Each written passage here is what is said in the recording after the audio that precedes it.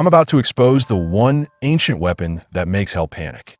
And 99% of Christians have never used it properly.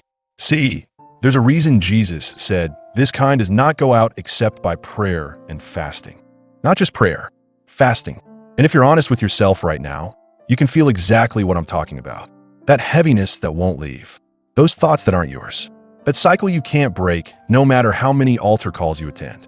Here's what Scripture reveals about why Christians stay defeated. The demons tormenting you have feeding schedules. They feed off your comfortable lifestyle, your entertainment, your satisfied flesh. Comment breakthrough if this is hitting home, because what I'm about to show you changes everything. This goes deeper than most pastors will tell you. Daniel chapter 10 reveals that hell has strategy meetings about your life. A demonic prince fought Daniel's prayers for 21 days straight. But the moment fasting joined the battle, complete breakthrough. And that's exactly why I'm going to walk you through 4 specific fasting methods that bring absolute terror to hell. Now, the first method will shock you because it's not what most Christians think fasting is. And the 4th method, well, that's the one demons pray you never discover. But let me start with what blocks most breakthrough attempts. Method number 1, warfare fasting with intense prayer and worship. Most believers fast in silence, giving demons room to whisper lies. But Matthew 15 verse 13 promises that every plant my Father has not planted will be uprooted when you combine fasting with aggressive prayer and worship.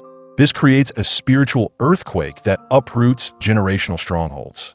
Believers worldwide report 30-year addictions shattering in days with this approach. But here's where it gets even more powerful. Remember Jehoshaphat in his 2 Chronicles 20?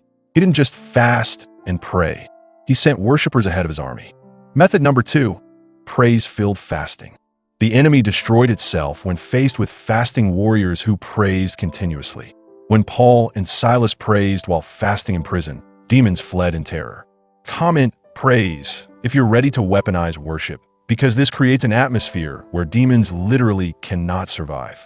Now, most believers stop here. They fast from food, they pray, they praise. But they keep feeding their flesh in other ways, and Scripture shows us exactly why breakthrough stays limited. Method number 3, consecration fasting. This isn't just about food. You fast from entertainment, social media, comfort, anything that feeds your flesh. Jesus withdrew from crowds and comforts regularly because he understood what Isaiah 58 reveals about loosing the bonds of wickedness. You're literally disconnecting from the enemy's network of influence. But there's one method that takes this to a completely different level. It's the reason Daniel received visions that exposed enemy strategies. And if you're still watching, comment Revelation, because this is where Scripture shows breakthrough becomes unstoppable. Method number 4, revelatory fasting. You fast with the specific purpose of receiving God's revelation about your battles. The enemy's greatest weapon is deception, keeping you blind to his strategies. This biblical fasting destroys his ability to operate in shadows. Scripture shows that when you operate like this, you start seeing his moves before he makes them. You stop being prey and become the predator. When you practice these methods regularly, something shifts in the spirit realm. Demons that once tormented you begin to flee at your presence. Your prayers carry weight. Your words carry authority. The enemy hates when believers discover these ancient secrets. That's why this content gets buried.